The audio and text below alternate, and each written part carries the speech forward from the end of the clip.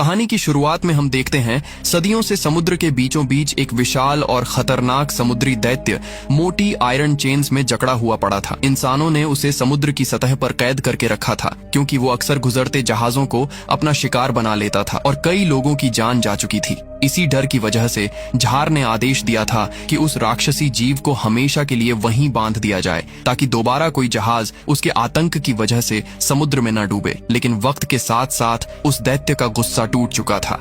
सालों की कैद ने उसे अंदर से इतना कमजोर कर दिया था कि अब वो हर दिन अपने किए पर पछताता रहता और बस यही चाहता कि कोई उसे इस दर्दनाक कैद से आजाद कर दे। तभी उसकी मुलाकात जॉन और एक छोटे से अजीब दिखने वाले जादुई घोड़े से होती है। दोनों जब उस विशाल जीव की हालत देखते हैं तो उनसे उसकी तकलीफ देखी नहीं जाती और वो उसकी मदद करने का फैसला कर लेते हैं। इसके बाद जॉन उस छोटे घोड़े की पीठ पर बैठकर सीधे उस दैत्य की नाक के अंदर घुस जाता है। जैसे जैसे वो दोनों उसकी नाक की गहराई तक पहुंचते हैं, छोटा घोड़ा अपने पंखों से उसकी नाक में जोर जोर से गुदगुदी करने लगता है। कुछ ही सेकंड में उस विशाल जीव को अजीब बेचैनी महसूस होने लगती है। उसकी आंखें फैल जाती हैं, पूरा शरीर कांपने लगता है और फिर अचानक वो पूरी ताकत से अपना मुंह खोल देता है। अगले ही पल इतनी खतरनाक छींक निकलती है कि जॉन और वो छोटा घोड़ा तोप के गोले की तरह हवा में बाहर फेंक दिए जाते हैं। उनकी रफ्तार इतनी तेज होती है कि अगर वो घोड़ा उड़ नहीं सकता होता तो दोनों उसी वक्त समुद्र में गिरकर मारे जाते। लेकिन असली हैरानी की बात ये थी कि वो कोई साधारण घोड़ा नहीं था। असल में वो स्वर्ग का एक दिव्य घोड़ा था जो ऊपर आसमान के रॉयल स्टेबल से चोरी छिपे इंसानों की दुनिया में आ गया था। मगर धरती की दुनिया उसके लिए बिल्कुल नई थी, इसलिए रास्ता भटक कर वो समुद्र में जा गिरा था। तभी जॉन ने उसे देखा और रस्सी डालकर उसकी जान बचाई थी। उसी एहसान की वजह से उस दिव्य घोड़े ने फैसला किया कि वो हमेशा जॉन के साथ रहेगा। अगली सुबह जॉन लकड़ियों के ढेर के बीच सोकर उठता है, लेकिन आंख खुलते ही उसके सामने दो बेहद शानदार घोड़े खड़े दिखाई देते हैं। उन्हें देखकर वो खुद भी समझ नहीं पाता कि आखिर ये अचानक यहाँ कैसे आ गए। तभी अचानक उसे किसी की आवाज सुनाई देती है, जैसे कोई उसके बिल्कुल पास खड़ा होकर उससे बात कर रहा हो। खतरा महसूस होते ही जॉन तुरंत अपना त्रिशूल उठा लेता है और सावधानी से चारों तरफ देखने लगता है। लेकिन जैसे ही वो पीछे मुड़ता है, जमीन पर वही छोटा जादुई घोड़ा खड़ा दिखाई देता है। जॉन कुछ समझ पाता उससे पहले ही छोटा घोड़ा अचानक जोरदार लात मारता है और जॉन हवा में उछलकर काफी दूर जा गिरता है। इससे पहले कि वो संभल पाता, छोटा घोड़ा तुरंत उसे घसीटकर अपनी पीठ पर चढ़ा लेता है और अगले ही पल बिजली जैसी रफ्तार से दौड़ पड़ता है। उसकी स्पीड इतनी खतरनाक थी कि कुछ ही सेकंड में दोनों कई किलोमीटर दूर पहुंच जाते हैं। जॉन खुद समझ नहीं पाता कि आखिर वो किसी घोड़े पर बैठा है या जिंदा तूफान पर, क्योंकि इतना तेज भागते हुए उसने आज तक कुछ नहीं देखा था। इसके बाद जॉन उन शानदार घोड़ों को लेकर बाजार पहुंचता है। उसका पूरा फार्म तबाह हो चुका था, इसलिए वो सोचता है कि अगर इन घोड़ों को बेच दिया जाए तो शायद उसका नुकसान पूरा हो सकता है। जैसे ही लोग उन घोड़ों को देखते हैं, पूरा बाजार उनके आसपास जमा होने लगता है। हर कोई उनकी कीमत पूछने लगता है क्योंकि इतने शानदार और ताकतवर घोड़े किसी ने पहले कभी नहीं देखे थे।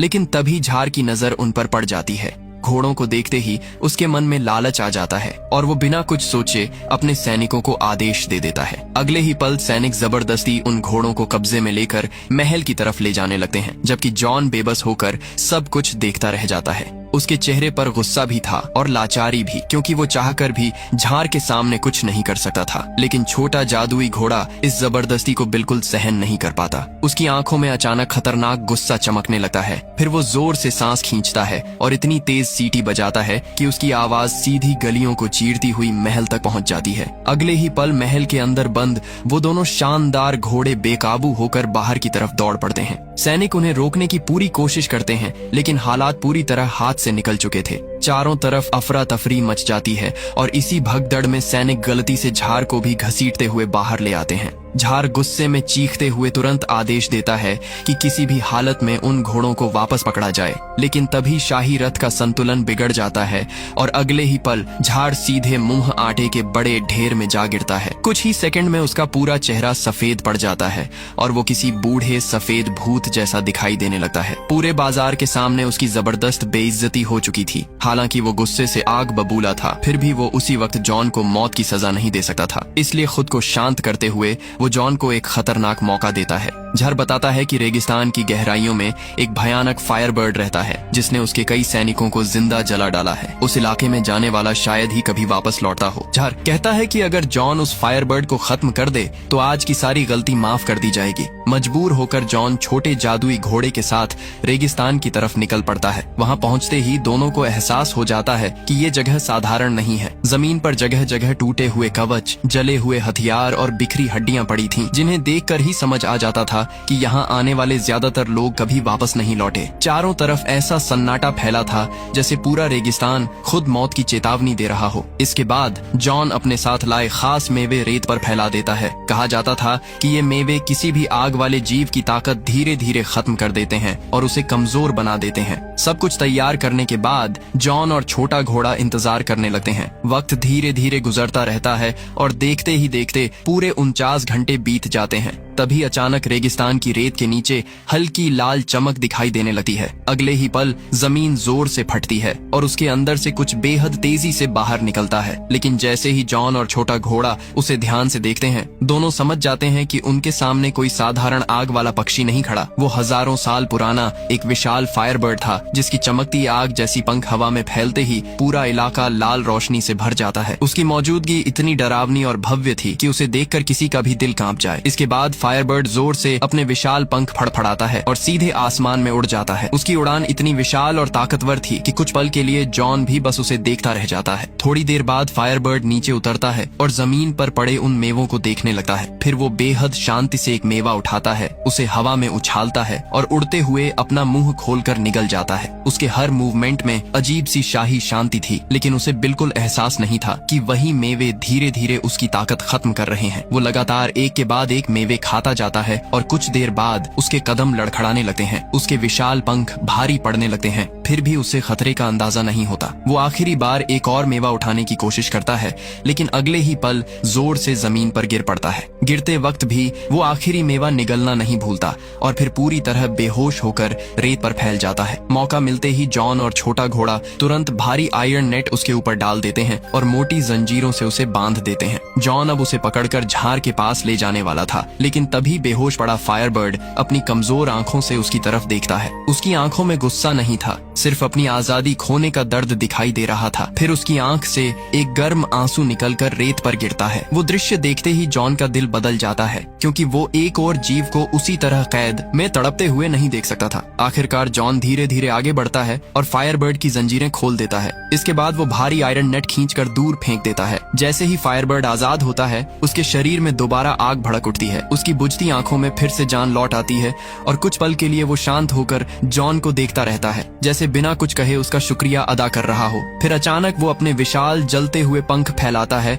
और जोरदार उड़ान भरते हुए आसमान की तरफ निकल जाता है। कुछ ही सेकंड में वो बादलों के पार गायब हो जाता है, लेकिन जाते जाते वो जॉन का एहसान कभी न भूलने वाला था। उड़ने से पहले फायरबर्ड अपने शरीर से एक चमकता हुआ जादुई पंख नीचे गिरा देता है। वो कोई साधारण पंख नहीं था। कहा जाता था कि खतरे के समय वही पंख अपने मालिक की रक्षा करता है। इसके बाद जॉन छोटे जादुई घोड़े के साथ वापस शहर लौटा है, लेकिन जैसे ही वो महल पहुंचता है, सैनिक उसे तुरंत पकड़ लेते हैं और घसीटते हुए सीधे फांसी के मंच तक ले जाते हैं, क्योंकि वो फायरबर्ड को जिंदा पकड़कर वापस नहीं ला पाया था। चारों तरफ भारी भीड़ जमा थी और सामने खड़ा झार गुस्से से उसे घूर रहा था। खुद को बचाने के लिए जॉन तुरंत सबके सामने वही जादुई पंख निकालता है ताकि साबित कर सके कि वो सच बोल रहा है। लेकिन जैसे ही लोग उस पंख को देखते हैं, उसकी चमक अचानक गायब होने लगती है। कुछ ही पल में वो पूरी तरह बुझा हुआ और साधारण दिखाई देने लगता है। ये देखकर भीड़ तुरंत जॉन का मजाक उड़ाने लगती है। सबको लगता है कि उसने झूठ बोलकर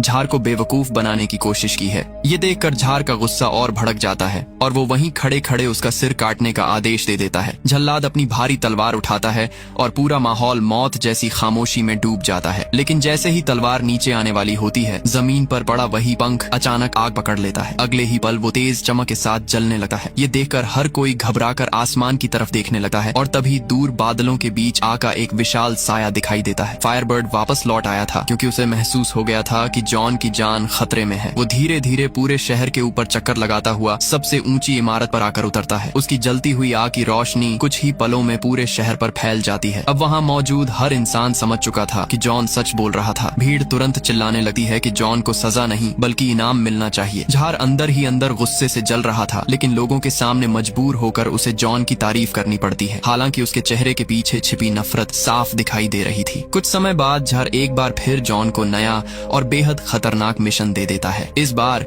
उसे बर्फीले पहाड़ों की सबसे ऊंची चोटी पर सो रही झार कन्या को जगाकर वापस लाना था ताकि झार उससे शादी कर सके। असल में झार को पूरा भरोसा था कि इस बार जॉन कभी लौटकर नहीं आएगा, क्योंकि उस जगह तक पहुंचना लगभग नामुमकिन माना जाता था। लेकिन वो ये नहीं जानता था कि जॉन के साथ वो जादुई छोटा घोड़ा था जो हवा से भी तेज दौड़ सकता था। इसी वजह से दोनों कुछ ही समय में बर्फीले पहाड़ों की सबसे ऊंची चोटी तक पहुंच जाते हैं। वहां पहुंचते ही उनके सामने बर्फ से बना एक विशाल जमे हुए दरवाजा दिखाई देता है जिसने पूरे रास्ते को बंद कर रखा था। जॉन समझ ही नहीं पाता कि आखिर अंदर कैसे जाए। तभी अचानक फायरबर्ड का जादुई पंख दोबारा चमकने लगता है। धीरे धीरे वो हवा में उड़ता है और अगले ही पल बिजली जैसी रफ्तार से उड़कर सीधे उस जमी हुई दीवार के अंदर घुस जाता है। अचानक जोरदार धमाका होता है और सामने खड़ी पूरी बर्फीली दीवार टूटकर पानी में बदल जाती है। लेकिन उसी पल छोटा जादुई घोड़ा भी उस बर्फीले पानी में बह जाता है। कुछ ही सेकंड में उसका पूरा शरीर जमकर बर्फ का गोला बन जाता है और वो लुढ़कता हुआ तेजी से पहाड़ की ढलान से नीचे गिरने लगता है। रास्ते में कई चट्टानों से टकराने के बाद वो किसी तरह खुद को संभाल कर उठता है, लेकिन जैसे ही अपना छोटा सा सिर बाहर निकालता है उसका संतुलन फिर बिगड़ जाता है और वो दोबारा नीचे फिसल जाता है। आखिर में वो पूरी तरह जमी हुई बर्फ की थैली बनकर चट्टानों के बीच फंस जाता है। दूसरी तरफ जॉन सावधानी से उस बर्फीले महल के अंदर पहुंचता है, लेकिन अंदर का नजारा देखकर वो खुद घबरा जाता है। वहां चारों तरफ एक जैसी दिखने वाली अनगिनत बर्फ की राजकुमारियां खड़ी थीं। हर चेहरा बिल्कुल एक जैसा था, इसलिए जॉन समझ ही नहीं पाता कि असली झार कन्या कौन है। तभी फायरबर्ड का पंख फिर चमकने लगता है और उसकी रोशनी सीधे असली झार कन्या पर जाकर पड़ती है। अगले ही पल वो गहरी नींद से जाग उठती है, लेकिन जैसे ही उसे पता चलता है कि एक बूढ़ा झार उससे शादी करना चाहता है, वो तुरंत साफ मना कर देती है। वो कहती है कि वो मर जाना पसंद करेगी, लेकिन उस झार के साथ कभी नहीं जाएगी। इतना कहकर वो बिना एक पल रुके सीधे हजारों फीट गहरी खाई में छलांग लगा देती है। उसे गिरता देकर जॉन भी तुरंत उसके पीछे कूद पड़ता है। नीचे गिरते समय झार कन्या अपनी जादुई पोशाक की मदद से दोनों की रफ्तार धीमी कर देती है, जिससे जॉन की जान बच जाती है। कुछ देर तक ऐसा लगता है कि दोनों सुरक्षित नीचे उतर जाएंगे, लेकिन तभी गलती से जॉन का पैर उसकी पैराशूट जैसी जादुई ड्रेस में फंस जाता है और अगले ही पल वो फट जाती है। अगले ही पल दोनों बेहद तेजी से नीचे गिरने लगते हैं। जमीन अब कुछ ही सेकंड दूर थी और मौत सामने साफ दिखाई दे रही थी, लेकिन तभी छोटा जादुई घोड़ा उड़ता हुआ वहां पहुंच जाता है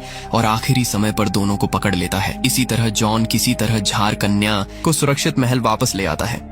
हालांकि झार कन्या महल लौट आती है, लेकिन वो साफ कह देती है कि जब तक उसकी दादी की समुद्र का दिल नाम की अंगूठी वापस नहीं मिलती, वो झार से शादी नहीं करेगी। ये सुनते ही झार को पता चलता है कि वो जादुई अंगूठी कई साल पहले एक विशाल वंडर वेल निकल गई थी। बस फिर क्या था। वो तुरंत जॉन को महल में बुलाता है और उसे एक नया मिशन सौंप देता है। अब जॉन को समुद्र की गहराइयों में जाकर वो अंगूठी वापस लानी थी। अगले ही दिन जॉन और छोटा जादुई घोड़ा समुद्र की तरफ निकल पड़ते हैं। सफर के दौरान अचानक समुद्री पक्षियों का एक बड़ा झुंड तेजी से जॉन से टकरा जाता है और वो सीधा गहरे पानी में जा गिरता है। जैसे जैसे वो समुद्र की गहराई में नीचे जाता है, उसे अंधेरे पानी के बीच कई विशाल आयरन चेन्स दिखाई देती हैं। ये देखकर वो तुरंत ऊपर तैरकर बाहर आने की कोशिश करता है, लेकिन तभी एक विशाल लहर उसकी तरफ टूट पड़ती है। आखिरी सेकंड पर छोटा घोड़ा उसे पकड़कर पानी से बाहर खींच लेता है। तभी दोनों की नजर उस चीज पर पड़ती है जिसे देखकर वो पूरी तरह दंग रह जाते हैं। उन विशाल जंजीरों में एक बेहद बड़ी वंडर वेल कैद थी। उसकी पीठ पर मिट्टी जम चुकी थी, घास उगाई थी और छोटे छोटे पेड़ तक निकल आए थे। उसे देखकर ऐसा लग रहा था जैसे वो सदियों से वहीं जकड़ी हुई हो। वंडर वेल जॉन को देखते ही अपनी दुख भरी आंखों से एक आंसू बहाती है। उसे देखकर जॉन तुरंत समझ जाता है कि वो उससे मदद मांग रही है। इसके बाद जॉन और छोटा घोड़ा मिलकर उसे आजाद करने का फैसला करते हैं। जॉन छोटे घोड़े की पीठ पर बैठकर सीधे वंडर वेल की नाक के अंदर चला जाता है और छोटा घोड़ा अपने पंखों से उसकी नाक में जोर जोर से गुदगुदी करने लगता है। है। कुछ ही सेकंड में वंडर वेल बेचैन होकर तड़पने लगती है। उसका विशाल शरीर कांपने लगता है और फिर अचानक वो अपनी पूरी ताकत लगाकर जोरदार छींक मारती है। उसकी छींक इतनी भयानक होती है कि उसकी आवाज से मोटी आयरन चेन्स तक टूट जाती है। आखिरकार वो विशाल वंडर वेल आजाद हो जाती है। आजादी मिलते ही वो अपने पेट में सालों से फंसे पुराने जहाजों को भी बाहर उगल देती है और फिर धीरे धीरे खुले समुद्र की तरफ तैरती हुई दूर चली जाती है। लेकिन जाने से पहले वही वंडर वेल और एक छोटा केकड़ा जॉन के लिए सोने की बनी हुई जादुई अंगूठी लेकर आते हैं। जॉन जैसे ही उस अंगूठी को देखता है वो तुरंत समझ जाता है कि यही समुद्र का दिल वाली अंगूठी है जिसे झार इतने समय से खोज रहा था। लेकिन हैरानी की बात यह थी कि इतनी बड़ी कामयाबी मिलने के बाद भी उसके चेहरे पर खुशी नहीं थी। वो अच्छी तरह जानता था कि अगर ये अंगूठी झार को मिल गई तो झार कन्या के पास शादी से मना करने का कोई कारण नहीं बचेगा। असल में इतने समय साथ रहने के दौरान जॉन खुद झार कन्या से प्यार करने लगा था। यही सोचते सोचते उसी रात वो एक बड़ा फैसला करता है। वो चुपके से महल की तरफ निकल पड़ता है ताकि झार कन्या को लेकर इस शहर से हमेशा के लिए दूर भाग सके। लेकिन जॉन को बिल्कुल अंदाजा नहीं था कि महल का एक मंत्री उसे देख चुका है। जैसे ही जॉन चोरी छिपे झार कन्या के कमरे तक पहुंचता है उसी समय वो मंत्री सैनिकों को लेकर वहां आ जाता है। अंदर जॉन अंगूठी हाथ में लेकर झार कन्या के सामने खड़ा था और उससे अपने दिल की बात कहने ही वाला होता है कि तभी अचानक जोरदार धमाके के साथ कमरे का दरवाजा टूट जाता है। अगले ही पल सैनिक अंदर घुस आते हैं और शोर सुनकर झार भी हथियार लेकर वहां पहुंच जाता है। उसकी नजर तुरंत छोटे जादुई घोड़े पर पड़ती है जो खिड़की के पास खड़ा था। बिना एक सेकंड गंवाए झार बंदूक उठाता है और उस पर गोली चला देता है। गोली लगते ही छोटा घोड़ा ऊंचाई से नीचे जा गिरता है। दूसरी तरफ सैनिक जॉन को पकड़कर मोटी जंजीरों में बांध देते हैं। झार कन्या उसे बचाने की पूरी कोशिश करती है और झार से कहती है कि वो उसे अमर बनने का रहस्य बता सकती है। लेकिन चालाक झार उसकी बात पर भरोसा नहीं करता। तभी पास खड़ा मंत्री धीरे से झार के कान में एक खतरनाक योजना बताता है। अगली सुबह महल के बाहर भारी भीड़ जमा हो जाती है और पूरे शहर में बेचैनी फैल जाती है। कुछ देर बाद सैनिक वहां 3 विशाल आयरन कॉल्ड्रन्स लेकर आते हैं। पहले कड़ाहे में खौलता हुआ उबलता पानी था, दूसरे में जमा देने वाला बर्फीला पानी और तीसरे में उबलता हुआ गर्म दूध। ये सब देखकर पूरे शहर के लोग डर और हैरानी में पड़ जाते हैं क्योंकि किसी को समझ नहीं आ रहा था कि आखिर होने क्या वाला है। तभी झार सबके सामने ऐलान करता है कि अगर कोई इंसान इन तीनों कड़ाहों को पार कर ले तो उसे अमृता मिल जाएगी, बिल्कुल झार कन्या की तरह। लेकिन असली सच्चाई कुछ और थी। झार खुद इतनी खतरनाक परीक्षा लेने की हिम्मत नहीं जुटा पा रहा था, इसलिए उसने जॉन को अपनी जगह बलि का बकरा बनाने का फैसला किया। अगले ही पल वो अचानक जॉन को पकड़ता है और जोर से पहले खौलते हुए कड़ाहे में धक्का दे देता है। जॉन सीधा उबलते पानी में गिरता है और ये देखकर पूरी भीड़ डर से चीख उठती है। लेकिन उसी पल झार कन्या तुरंत अपनी जादुई अंगूठी निकालती है और बिना एक सेकंड गंवाए उसे कड़ाहे के अंदर फेंक देती है। जैसे ही अंगूठी उबलते पानी को छूती है उसकी जादुई ताकत तुरंत असर दिखाने लगती है और जॉन सुरक्षित बाहर निकल आता है। लेकिन उसकी परीक्षा अभी खत्म नहीं हुई थी। अगले ही पल वो हवा में उछलता हुआ सीधे दूसरे बर्फीले कड़ाहे में जा गिरता है। इस बार कुछ ही सेकंड के अंदर उसका पूरा शरीर जमने लगता है। देखते ही देखते वो बर्फ की मूर्ति बनकर वहीं ठहर जाता है। ये देखकर झार कन्या की आंखों में डर साफ दिखाई देने लगता है क्योंकि उसे लगने लगता है कि शायद इस बार जॉन सच में नहीं बच पाएगा। तभी बहुत दूर आसमान में उड़ रहे फायरबर्ड को अचानक एहसास होता है कि जॉन की जान खतरे में है। वो तुरंत अपनी प्राचीन जादुई शक्ति को जगाता है। अगले ही पल उसका चमकता हुआ पंख आसमान को चीरता हुआ बिजली जैसी रफ्तार से नीचे आता है और सीधे बर्फ वाले कड़ाहे के अंदर घुस जाता है। अचानक जोरदार धमाका होता है और जमी हुई बर्फ आग की ताकत से टूटने लगती है। कुछ ही सेकंड में जॉन दोबारा जिंदा बाहर निकल आता है। लेकिन अब सबसे खतरनाक तीसरा कड़ाहा उसके सामने था। जैसे ही वो उबलते दूध वाले कड़ाहे में गिरता है झार कन्या का चेहरा पूरी तरह बदल जाता है क्योंकि इस बार उसके पास जॉन को बचाने का कोई रास्ता नहीं था। भीड़ भी धीरे धीरे उम्मीद छोड़ने लगती है। सबको लगने लगता है कि इस बार जॉन का बचना नामुमकिन है। कुछ लोग तो वहां से वापस जाने की तैयारी तक करने लगते हैं। तभी अचानक आसमान में एक चमकती हुई सफेद रोशनी दिखाई देती है। सब लोग ऊपर देखते हैं और हैरान रह जाते हैं क्योंकि वो कोई तारा नहीं बल्कि हवा में चमकता हुआ एक जादुई फूल था। वो धीरे धीरे नीचे उतरता है और सीधा दूध वाले कड़ाहे के अंदर गिर जाता है। कुछ पल तक पूरा कड़ाहा तेज रोशनी से चमकता रहता है और फिर अचानक उसी चमक के बीच जॉन धीरे धीरे ऊपर उठने लगता है। उसका पूरा शरीर चमकती हुई ऊर्जा से घिर चुका था।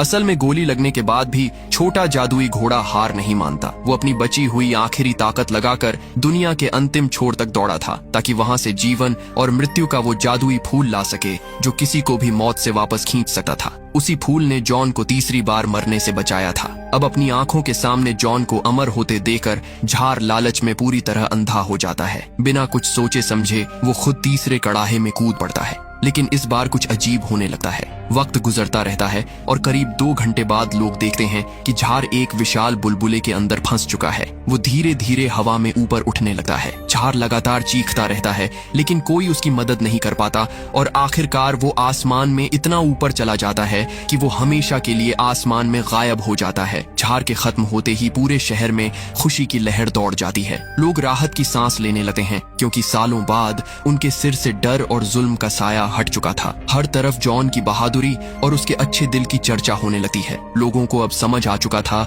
कि जॉन सिर्फ ताकतवर नहीं बल्कि दयालु भी है, क्योंकि उसने हर बार उन जीवों की मदद की जिन्हें बाकी दुनिया सिर्फ खतरा समझती थी। आखिरकार पूरे राज्य के लोग मिलकर जॉन को अपना नया झार बना देते हैं। इस बार सिंहासन पर कोई लालची या निर्दयी इंसान नहीं बल्कि ऐसा शासक बैठा था जो दूसरों की तकलीफ समझता था। इसके बाद जॉन और झार कन्या हमेशा के लिए साथ रहने लगते हैं और लंबे समय बाद पूरे राज्य में पहली बार सच्ची शांति लौट आती है। इसी के साथ ये कहानी खत्म हो जाती है।